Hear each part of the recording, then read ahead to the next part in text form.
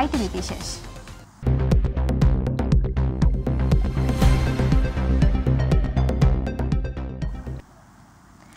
রাজধানীর সড়ক ও ফুটপাত দখল এবং রাস্তার উপর অবৈধ পার্কিংয়ের কারণে যানজট তীব্র আকার ধারণ করছে। যানজটের কারণে একই পথ রিকশায় কিংবা বাসে বসে ৩০ মিনিটের পথ পৌঁছাতে সময় লাগছে ৩ গুণেরও বেশি। এমনিতে সুষ্ঠু পরিকল্পনার অভাব সহ নানা কারণে যানজট নগরবাসীর কাছে এখন চির অভিশাপ। তার উপর রাস্তা দখল করে অবৈধভাবে পার্ক করা হচ্ছে সরকারি, ব্যক্তিগত কিংবা বেসরকারি গাড়ি। মনোয়ার হোসেনের ক্যামেরায় আবু সাইদ অপুর বিশেষ রিপোর্ট।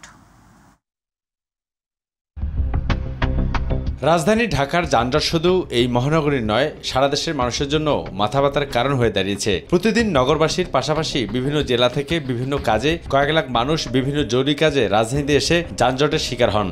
যানজট নিরসনে একের পর এক ফ্লাইওভার নির্মাণ করা হলেও পরিস্থিতি ইতিবাচক উন্নতি ঘটেনি সড়ক ব্যবস্থাপনার ক্ষেত্রে। রাজধানীর যেখানে সেখানে গাড়ি পার্কিং চলার পথকে সংকুচিত করে ফেলছে এবং তা যানজটের অন্যতম কারণ বলে বিবেচিত। পরিকল্পিত পার্কিং ব্যবস্থা গড়ে না ওঠায় ব্যস্ত সময়েও রাস্তা দখল করে গাড়ি পার্কিংয়ের ঘটনা ঘটছে অহরহ, আর এতে নগরীতে অসহনীয় যানজট আরও তীব্রতর হচ্ছে। রাজধানীর বিভিন্ন এলাকার আবাসিক ও বাণিজ্যিক ভবনগুলোর পার্কিং সুবিধা বাণিজ্যিক কাজে ব্যবহার করায় রাস্তায় হয়ে উঠেছে গাড়ি রাখার অন্যতম জায়গা। ফলে রাজধানীর রাজপথে পার্কিং নৈরাজ্য অনিবার্য হয়ে উঠেছে। রাজধানীতে অন্তত ২০,০০০ বহুতল ভবনে পার্কিং সুবিধা নেই। ফ্ল্যাট অনুপাতে পর্যাপ্ত পার্কিং সুবিধা নেই আরও লক্ষাধিক বহুতল ভবনেও। বহুতল ভবনগুলোর কার্যকর পার্কিং সুবিধা না থাকায় গাড়ি বাধ্য হয়ে রাখতে হচ্ছে রাস্তার পাশে। একটা রিক্সা এদিকে আরেকটা গাড়ি এদিকে, একটা গাড়ি বার করে তখন আটকে থাকে মানুষের। গাড়ি তো এখানে রাখা অপরাধ। এটা জানি, গ্যাপ পাইলাম তাই রাখলাম। আগে থেকে দেখি সরকারি গাড়ি অনেকে রাস্তা দুই পাশে বুক করে রাখছে। কেন তারা এভাবে গাড়ি পার্কিং করে রেখেছেন, এবার সেই উত্তর জানতে চাই আমরা। আমাদের তো মনে করেন যেখানে পার্কিং করতে বলে সেখানেই আমরা করি, করে সার্ভার নাইন না চলে যায়। আমাদের তো রোডে গাড়ি থাকতো। এটা অফিসে বলেন, আমার বলে লাভ নাই। এটা অফিস দেখবে। কোন অফিস? এলজিডি সমস্যা সব অফিসে তো আছে। এটা পরিচালক নিজেই করছে, এটা আমি করছি। অন্য কথা বলেন, এই সমস্ত নিয়ে আমাদের কাছে কথা বলবেন কেন? আমরা কি এগুলার গাড়িগুলো এলজিডি গাড়ি তো থাকবে এখানে, গভর্নমেন্টের গাড়ি। গভর্নমেন্টের সমাজসেবা অধিদপ্তরের সামনে এভাবে নো পার্কিং জোন করে রাখা হয়েছে। তাহলে প্রশ্ন হলো, এই রাস্তা কার? আর কার নির্দেশে বা এভাবে পার্কিং এর জায়গা দখল করে রাস্তা সংকুচিত করে রাখা হয়েছে? এটি আসলে দেখবে কে? এবং যাদেরকে আসলে দায়ভার করা হচ্ছে তারা আসলে উদ্বোধন কর্তৃপক্ষের ওপর দায়ভার চাপাচ্ছে। কিন্তু এভাবে আর কতদিন? রাস্তায় দোকান বসে কে? না স্যার, বলেন কে স্যার? তাহলে বসেছেন কেন? স্যার আমরা আবার একটু নিয়ে যাবো একটু পরে। হ্যাঁ স্যার নিয়ে যাবো স্যার। এই যে আপনার যে এখানে গাড়িটা আমার সময় নাই ভাই, আমার সময়। হ্যাঁ কেন রাখেন গাড়িগুলো এখানে? নিয়ম কি আছে? আর এক্ষেত্রে সংশ্লিষ্ট কর্তৃপক্ষের দিকে আঙ্গুল তুলছেন বুয়েটের এই পরিবহন বিশেষজ্ঞ। তুলে ধরেন আইন প্রণেতাদের আইন প্রয়োগ নিয়ে নানা সন্দিহান। পলিসি তৈরি করার আগে নিজেদের মধ্যে যে কালচারের যে পরিবর্তন, সেই কালচারের পরিবর্তন নিয়ে কিন্তু তারা ভাবছেন না। মাইন্ডসেটের যে পরিবর্তন সেটা নিয়ে তারা ভাবছেন না। কারণ সরকারি রাস্তায় সরকারি যারা কর্মবৃন্দ আছেন তারাই যদি আসলে রাস্তা দখল করে পার্কিং করে রাখে, তাহলে কি নজির তৈরি করছে, কি দৃষ্টান্ত তৈরি করছে, এটা কিন্তু বড় প্রশ্ন। Abu Saeed Apu, my TV, Dhaka. Zia charitable trust দুর্নীতি মামলায় বিএনপি চেয়ারপারসন খালেদা জিয়াকে 7 বছরের দণ্ড থেকে হাইকোর্টের দেওয়া খালাসের রায় বহাল রেখেছেন আপিল বিভাগ। সকালে বিচারপতি মোহাম্মদ আশফাকুল ইসলামের নেতৃত্বাধীন আপিল বিভাগ এই আদেশ দেন। এর আগে গত 23 ফেব্রুয়ারি খালেদা জিয়াকে 7 বছরের দণ্ড থেকে খালাসের রায়ের বিরুদ্ধে আপিল বিভাগে আবেদন করে রাষ্ট্রপক্ষ ও দুর্নীতি দমন কমিশন। গত 27 নভেম্বর জিয়া চ্যারিটেবল ট্রাস্ট দুর্নীতি মামলায় খালেদা জিয়াকে 7 বছরের দণ্ড থেকে খালাস দেন হাইকোর্ট। এছাড়া প্রাথমিক বিদ্যালয়ের সহকারী শিক্ষক পদে 6,531 জনের নিয়োগ বাতিলের বিরুদ্ধে রিভিউ শুনানি হবে আজ।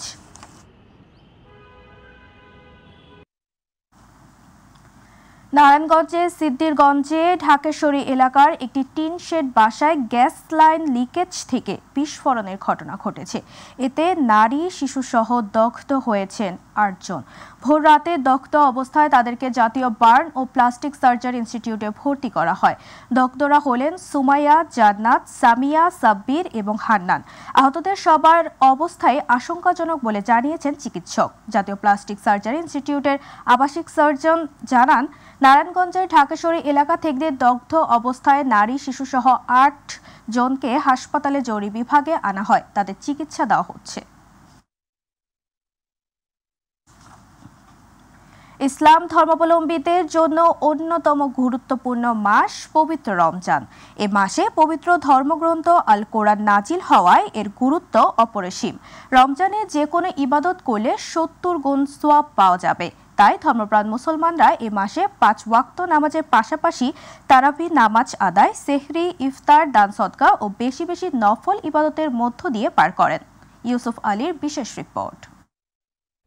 একটি বছর পরে বছর ঘুরে আবারও ফিরে এলো সর্বাপেক্ষা উত্তম মাস রমজান। কোরআন ও হাদিসের আলোকে এই মাসের ফজিলত অন্য মাসের তুলনায় অনেক বেশি হওয়ায় এই মাসটিকে আলাদাভাবে গুরুত্ব দিয়ে থাকেন বিশ্বের অগণিত মুসলমান। ইসলাম ধর্মমতে সর্বশ্রেষ্ঠ ধর্মগ্রন্থ আল কোরআন রমজান মাসে নাজিল হয়েছে, তাই এ মাসে ইবাদত বন্দেগীর সওয়াবও অনেক বেশি। রমজান মাসে একটি ফরজ আদায় করলে 70টি ফরজের সওয়াব হবে, আর রমজান মাসে যদি কেউ একটি নফল আদায় করে তাহলে একটি ফরজের সওয়াব তার আমলনামার মধ্যে দিবে। আর যেই ব্যক্তি এই রমজান মাসে রোজা রাখবে এবং পরবর্তীতে শাওয়াল মাসের 6টা রোজা রাখবে, পূর্ণ বছর রোজা রাখার সওয়াব তার আমলনামার মধ্যে দিবে। এই জন্য আল্লাহ রাব্বুল আলামিন স্পেশালভাবে জান্নাতের একটা দরওয়াজা রাখছে, যেই দরওয়াজার নাম হচ্ছে বাবুর রাইয়ান। যারা রোজা রাখে একমাত্র তাদের জন্য বিশেষ করে এটা মখসুস, তাদেরকে বাবুর রাইয়ান দিয়ে আল্লাহ রাব্বুল আলামিন জান্নাতে প্রবেশ করাইবেন। রমজানে শেষ রাতে ফজরের আগে সেহরি খাওয়ার পর থেকে সারাদিন অনাহারে থেকে মাগরিবের আজানের পর ইফতার করাকে অত্যধিক গুরুত্ব দেওয়া হয়েছে। রমজান মাস রহমতের মাস এবং মাগফিরাতের মাস এবং ছায়ার মাস, সবরের মাস। এই রমজান মাসে আল্লাহ রাব্বুল আলামিন কোরআন নাজিল করেছেন। এই কোরআনের কারণেই রমজান মাসের এত গুরুত্ব। আর এই রমজান মাস যেহেতু কোরআনের কারণে গুরুত্ব হয়েছে, বিদায় সমস্ত মুমিন মুমিনাত মুসলমান নরনারী প্রত্যেকেরই দরকার কোরআন অনুযায়ী জীবনযাপন করা। কোরআন নাজিল করছে লিতুখরিজান নাসা মিনাজ যুলুমাতি ইলান নূর। কোরআন নাজিল করেছেন যে মানুষ অন্ধকার থেকে আলোর দিশারি পাবে, আলো পাবে, মানুষ হেদায়েতের রাস্তা পাবে। কোরআন ও হাদিসের আলোকে জীবন গড়তে এবং নিজেকে পরিশুদ্ধ করতে রোজার মাসকে ইবাদত বন্দেগীর মাধ্যমে কাটানো উচিত বলে মনে করেন এ উলামায়ে কেরাম। যারা কোরআন শরীফ তেলাওয়াত করতে পারে, বেশি বেশি করে এই রমজান মাসে কোরআন শরীফ তেলাওয়াত করা। যারা কোরআন শরীফ তেলাওয়াত করতে পারে না, তারাবি নামাজ আদায় করবে। মান কামা ঈমানান ওয়া ইহতিসাবান গুফিরা লাহু মা তাকাদ্দামা মিন যামবি। যারা নাকি কোরআন শরীফ তেলাওয়াত করতে পারে নাই, যদি তারাবি নামাজ পড়তে পারে তাহলে তাদেরও খতম তারাবি হয়ে যাবে, কোরআন তেলাওয়াতের সওয়াব তারাও পেয়ে যাবে। ইউসুফ আলী, মাই টিভি, ঢাকা।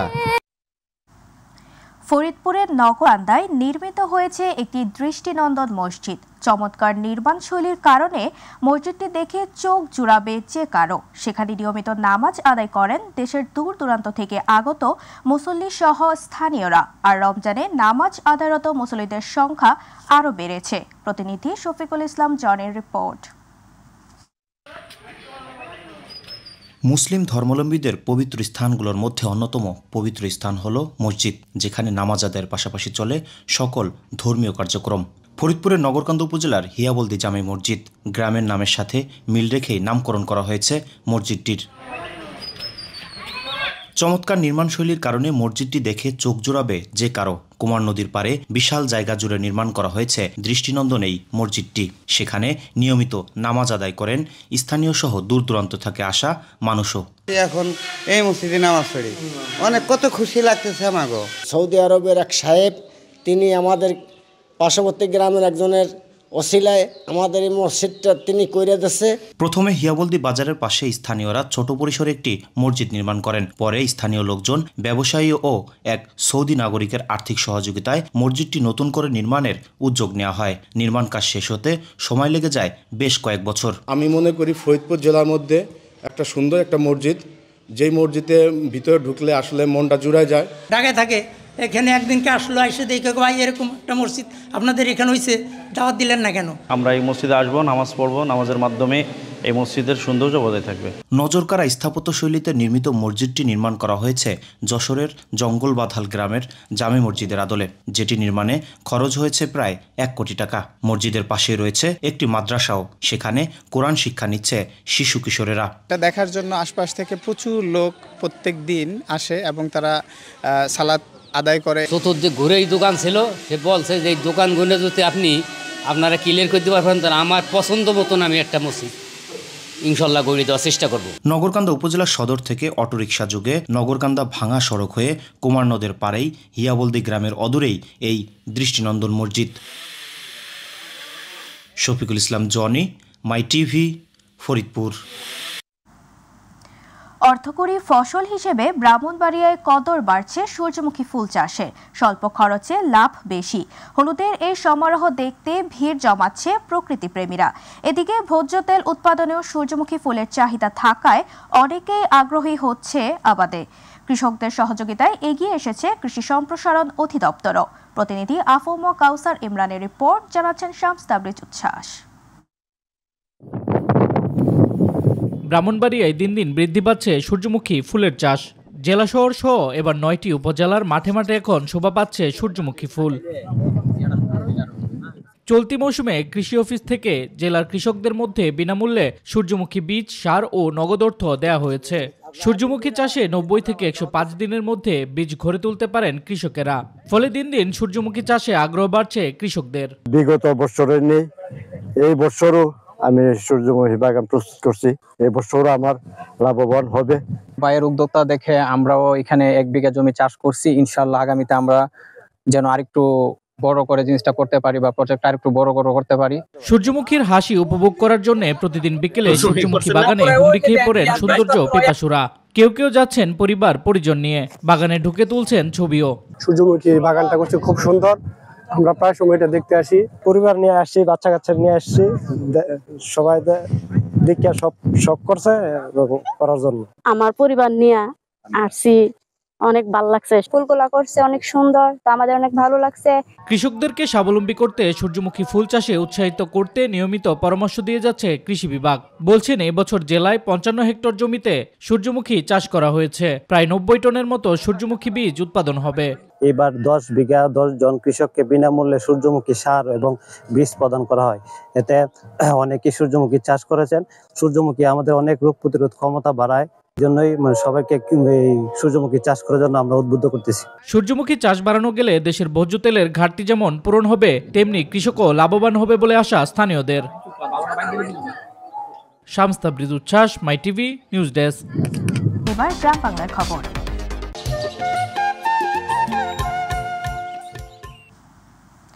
বরিশালে আধিপত্যকে বিস্তারকে কেন্দ্র করে প্রতিপক্ষের হামলায় স্থানীয় যুবদলের এক নেতা নিহত হয়েছে। এছাড়াও আহত হয়েছে 2 জন। নগরীর কাউনিয়া এলাকায় এই ঘটনা ঘটে। নিহত সুরজ গাজী 3 নম্বর ওয়ার্ড যুবদলের যুগ্ম আহ্বায়ক ছিলেন। প্রত্যক্ষদর্শীরা জানায়, আধিপত্য বিস্তার, চাঁদাবাজি সহ বিভিন্ন বিষয় নিয়ে দ্বন্দ্বের জের ধরে রবিবার রাত 8:30টার দিকে সুরজ ও তার লোকজনের ওপর হামলা চালায় প্রতিপক্ষ। পরে চিকিৎসাধীন অবস্থায় মৃত্যু হয় সুরজের। ফরিদপুরের ভাঙ্গায় পৃথক দুর্ঘটনায় এক মোটরসাইকেল আরোহী নিহত ও পিকআপ ড্রাইভার সহ মোট 3 জন আহত হয়েছে। রবিবার সন্ধ্যা 7:30টার সময় ওই মোটরসাইকেল সড়কের ওপর গর্তে পড়ে গেলে পেছন থেকে অজ্ঞাত একটি পরিবহন তাকে চাপা দেয়। এতে একজন নিহত ও আরও একজন আহত হয়। এর আগে একই দিনে ভাঙ্গাগামী একটি পিকআপ রাস্তার উপর গর্তে পড়ে ড্রাইভার সহ 2 জন আহত হয়। মুন্সিগঞ্জে সিরাজদিখানে ইট বোঝাই ইঞ্জিন চালিত নসিমন নিয়ন্ত্রণ হারিয়ে উল্টে গিয়ে খাদে পড়ে গিয়ে ঘটনাস্থলে আরিফ নামে নসিমনের হেলপার নিহত হয়েছে। রবিবার লতবদি সিরাজদিখান সড়কের গয়াতলা এলাকায় এই দুর্ঘটনা ঘটে। সিরাজদিখান থানার ওসি বলেন, লতবদির গোডাউন বাজার থেকে ইট নিয়ে নসিমনটি সিরাজদিখান বাজার দিকে যাচ্ছিল। গাড়িটি গয়াতলা এলাকায় নিয়ন্ত্রণ হারিয়ে উল্টে খাদে পড়ে যায়। এ সময় গাড়ির নিচে চাপা পড়ে ঘটনাস্থলে চালকের সহকারী হেলপার আরিফ মারা যায়। দিনাজপুরের পার্বতীপুরে ভবানীপুর মধ্যপাড়া পাথরখনি রেল পথের চুরি যাওয়া বিপুল সংখ্যক রেল লাইনের কাটা অংশ উদ্ধার করা হয়েছে। গতকাল রাত 2টার দিকে উপজেলার নয়নের ডাঙ্গা এলাকা থেকে 9টি কাটা লাইন উদ্ধার করা হয়। সংশ্লিষ্টরা জানায়, 1 বছর আগে ওই রেলপথের বিভিন্ন স্থানে লাইন চুরির ঘটনার পর থেকে রাতে নিরাপত্তা ব্যবস্থা জোরদার করে রেল কর্তৃপক্ষ। টহলে দায়িত্বরতদের দেখে রাস্তার পাশে লাইনের কাটা অংশ ফেলে রেখে পালিয়ে যায় দুর্বৃত্তরা। খবর পেয়ে রেলওয়ে নিরাপত্তা বাহিনীর সহযোগিতায় এসব লাইনের কাটা অংশ উদ্ধার করা হয়। রেল লাইন কেটে নিয়ে যাওয়ার চেষ্টা করছিল, আমরা গোপন সংবাদে খবর পাই আমাদের অফিস থেকে প্রায় 18-20 কিলো দূরে হবে। তারপরে আমরা লোকজন জলবল নিয়ে আসি, এসে দেখি যে 9টা টুকরা প্রায় 9 ফিট করে লম্বা, যে রেল লাইন থেকে একটা মাটির রাস্তা আছে, মাটির রাস্তার ওখানে পড়ে আছে, ওগুলো আমরা জিম্মি করছি। মাদারীপুরের কালকিনিতে ট্রিপল মার্ডারের ঘটনায় দায়ের করা মামলার প্রধান আসামি ইউপি চেয়ারম্যান ও তার ভাইকে গ্রেফতার করেছে গোয়েন্দা পুলিশ। রবিবার জেলা প্রশাসকের কার্যালয়ের সামনে থেকে তাদের গ্রেফতার করা হয়। পুলিশ ও স্থানীয়রা জানায়, আধিপত্য নিয়ে বিরোধের জেরে 27 ডিসেম্বর ইউপি সদস্য আক্তার শিকদার, তার ছেলে মারুফ শিকদার ও সিরাজ চৌকিদার নামে 3 জনকে কুপিয়ে হত্যার ঘটনা ঘটে। ঘটনার 3 দিন পর 30 ডিসেম্বর নিহত আক্তার শিকদারের বাবা মতিউর রহমান বাদী হয়ে 65 জনের নামে হত্যা মামলা করেন এবং নিহত সিরাজের বাবা রশিদ চৌকিদার 34 জনের নামে আরেকটি হত্যা মামলা করেন। পিরোজপুরের রাজনৈতিক মামলায় হাইকোর্ট থেকে আগাম জামিন নিয়ে নিম্ন আদালতে হাজিরা দেওয়ার পরে আওয়ামী লীগের 5 নেতাকে গ্রেফতার করেছে পুলিশ। রবিবার পিরোজপুর জেলা ও দায়রা জজ আদালত প্রাঙ্গণ থেকে তাদের গ্রেফতার করা হয়। পিরোজপুরের পুলিশ সুপার খান মোহাম্মদ আবু নাসের বলেন, আদালত প্রাঙ্গণ থেকে 5 জনকে আটক করা হয়েছে। তাদের একজন গ্রেফতারি পরোয়ানাভুক্ত আসামি এবং বাকি 4 জনকে অন্য একটি নাশকতার মামলায় সংশ্লিষ্ট থাকার প্রাথমিক প্রমাণ পাওয়ায় তাদের গ্রেফতার করা হয়েছে।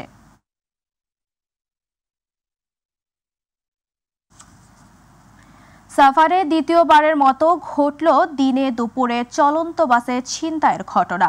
2 সপ্তাহের ব্যবধানে ঢাকা আরিচা মহাসড়কে সাভারের একই স্থানে দিনে দুপুরে যাত্রীদের অস্ত্রের মুখে জিম্মি করে আবারও ছিনতাইয়ের ঘটনা ঘটেছে। রবিবার ঢাকা আরিচা মহাসড়কে সাভারে পুলিশ টাউন এলাকায় এই ঘটনা ঘটে। এতে পরিবহনের যাত্রী সহ সাধারণ মানুষের মাঝে আতঙ্কের সৃষ্টি হয়েছে। সাভার হাইওয়ে থানার ভারপ্রাপ্ত কর্মকর্তা শওকাতুল আলম বলেন, এ বিষয়ে আইনগত ব্যবস্থা নেওয়া হবে। রমজান মাসে নিত্যপণ্যের দাম সহনীয় পর্যায়ে রাখতে ব্যবসায়ীদের প্রতি আহ্বান জানিয়েছেন যশোর চেম্বার অব কমার্সের নেতৃবৃন্দ। রবিবার যশোর চেম্বার অব কমার্সের নিজস্ব কার্যালয় এ সংবাদ সম্মেলনে যশোর চেম্বার অব কমার্সের সভাপতি মিজানুর রহমান খান ও সাধারণ সম্পাদক তানফিরুল ইসলাম সোহান, কমিটির সহসভাপতি জাহিদ হাসান টুকুন, মঞ্জুর হোসেন মুকুল উপস্থিত ছিলেন। এ সময় নেতৃবৃন্দ বলেন, রমজান মাসে নিত্যপণ্যের দাম সহনীয় পর্যায়ে রাখতে হবে। চট্টগ্রামে 7মবারের মতো জাতীয় ভোটার দিবস উদযাপিত হয়েছে। এ দিবস উপলক্ষে নগরীর সার্কিট হাউস এলাকা থেকে বর্ণাঢ্য র্যালি বের হয়। চট্টগ্রাম বিভাগীয় কমিশনার ডক্টর জিয়াউদ্দিন র্যালিতে নেতৃত্ব দেন। র্যালিতে সরকারি বেসরকারি দপ্তরের কর্মকর্তা কর্মচারী সহ অনেকে অংশগ্রহণ করেন। বেলুন উড়িয়ে তিনি এ দিবসের উদ্বোধন করেন। পরে চট্টগ্রাম আঞ্চলিক নির্বাচন কর্মকর্তা মোহাম্মদ বেলায়েত হোসেন চৌধুরী সভাপতিত্বে এবং সিনিয়র জেলা নির্বাচন কর্মকর্তা মোহাম্মদ বসির আহমদের সঞ্চালনায় আলোচনা সভায় প্রধান অতিথি হিসেবে বিভাগীয় কমিশনার বক্তৃতা দেন। নানা আয়োজনে রংপুরের পীরগাছার 7মবারের মতো জাতীয় ভোটার দিবস পালিত হয়েছে। উপজেলা পরিষদ চত্বর থেকে একটি র্যালি বের হয়ে বিভিন্ন সড়ক প্রদক্ষিণ শেষ হয়। পরে উপজেলা পরিষদ হলরুমে গিয়ে আলোচনা সভা অনুষ্ঠিত হয়। এ সময় উপজেলা নির্বাহী কর্মকর্তা নাজমুল হক সুমনের সভাপতিত্বে উপজেলা নির্বাচন কর্মকর্তা ফারুক আহমেদ, কৃষি কর্মকর্তা কৃষিবিদ রফিকুল ইসলাম, সমাজসেবা কর্মকর্তা এনামুল হক, প্রাথমিক শিক্ষা কর্মকর্তা আবুল হোসেন সহ আরও অনেকে উপস্থিত ছিলেন। শেরপুরের নালিতাবাড়িতে বাংলাদেশের ঐতিহাসিক পতাকা উত্তোলন দিবস পালন করা হয়েছে। রবিবার শহরের সেজুতি অঙ্গনে জাতীয় সঙ্গীতের মধ্য দিয়ে জাতীয় পতাকা উত্তোলন করে দিবসটি সূচনা করা হয়। পরে বিদ্যালয়ের শিক্ষক শিক্ষার্থীদের অংশগ্রহণে বর্ণাঢ্য শোভাযাত্রা বের হয়ে শহরের প্রধান সড়ক প্রদক্ষিণ করে। পরে এক সভায় শহীদ মুক্তিযোদ্ধাদের কলেজের প্রভাষক স্বপ্না চক্রবর্তী, শিক্ষক শান্তি সাহা, অরূপ দেবনাথ, শিক্ষার্থী 21 দ্যুতি ও চন্দ্রিকা বক্তব্য রাখেন। সিলেট জেলা ও মহানগর যুবদল এবং ছাত্র দলের পক্ষ থেকে মাসব্যাপী রোজাদারদের জন্য ইফতার ও বিশুদ্ধ পানি বিতরণ কার্যক্রমের উদ্বোধন করা হয়েছে। নগরীর মদিনা মার্কেট এলাকায় এই কার্যক্রমের উদ্বোধনী অনুষ্ঠানে প্রধান অতিথি ছিলেন মহানগর বিএনপির ভারপ্রাপ্ত সভাপতি রেজাউল হাসান কায়েস চৌধুরী। এ সময় জেলা ছাত্র দলের সহসভাপতি শিহাব খানের সভাপতিত্বে ও মদন মোহন বিশ্ববিদ্যালয় কলেজ ছাত্র দলের যুগ্ম আহ্বায়ক কামরান উদ্দিন অপু এবং রুম্মান আহমেদের যৌথ পরিচালনায় বিশেষ অতিথি হিসেবে বক্তব্য রাখেন জেলা বিএনপি যুগ্ম সম্পাদক সিদ্দিকুর রহমান পাপলু, এয়ারপোর্ট থানার বিএনপির আহ্বায়ক আব্দুল কাদের শামসু। রমজানের প্রথম দিনে সাতক্ষীরা সরকারি শিশু সদনের এতিম ও সুবিধা বঞ্চিত শিশুদের নিয়ে ইফতার ও দোয়া মাহফিল হয়েছে। সাতক্ষীরা জেলা প্রশাসনের উদ্যোগে শহরের পুরাতন সাতক্ষীরা সরকারি শিশু সদন প্রাঙ্গণে ইফতার ও দোয়া মাহফিল প্রধান অতিথি থেকে এতিম ও সুবিধা বঞ্চিত শিশুদের সঙ্গে ইফতারে অংশগ্রহণ করেন জেলা প্রশাসক মোস্তাক আহমেদ। এ সময় অতিরিক্ত জেলা প্রশাসক বিশ্বপদ পাল, অতিরিক্ত জেলা প্রশাসক শেখ মঈনুল ইসলাম মঈন, সহকারী কমিশনার পলাশ আহমেদ সহ আরও অনেকে উপস্থিত ছিলেন।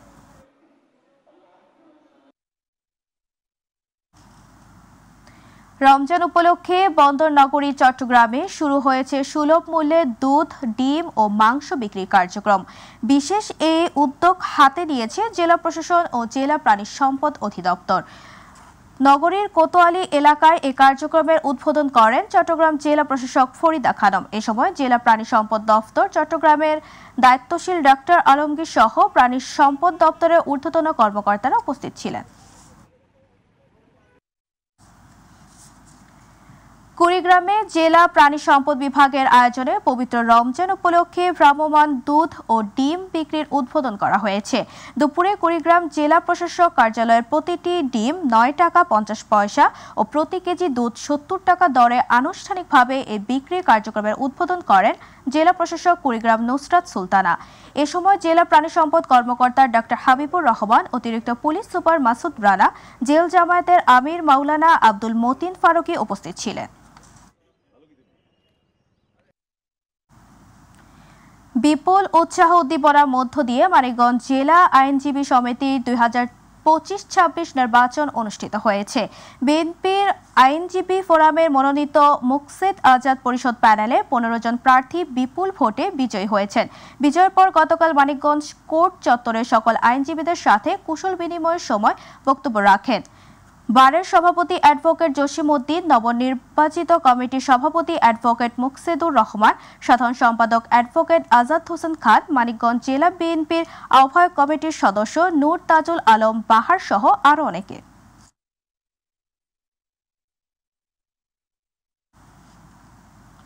আদালতের নিষেধাজ্ঞা থাকা সত্ত্বেও গাজীপুরের শ্রীপুর উপজেলার দক্ষিণ ভাংনাহাটি এলাকার ক্রয়কৃত জমি জবরদখল ও দোকানপাট লুটপাট এবং ভাঙচুর করেছে দুর্বৃত্তরা।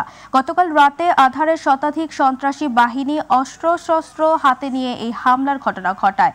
পরে ভুক্তভোগী মোতালেব পরিবারের লোকজন ও স্থানীয়রা 999-এ ফোন করলে শ্রীপুর থানা পুলিশ ঘটনাস্থলে আসলে সন্ত্রাসী বাহিনীর লোকজন পালিয়ে যায়।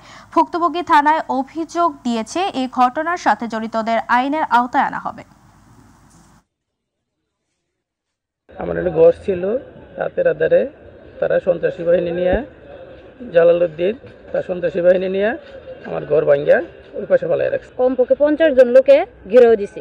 পরে হঠাৎ করে প্রায় 80-90 জন ছেলে পেলে মাস্ক পরানো বা মুখ বান্ধা বলে কল পাই যেখানে একটা জায়গা জমি সীমানা নিয়ে সমস্যা, এবং সেখানে কিছু লোকজন এসে সমস্যার সৃষ্টি করতেছে।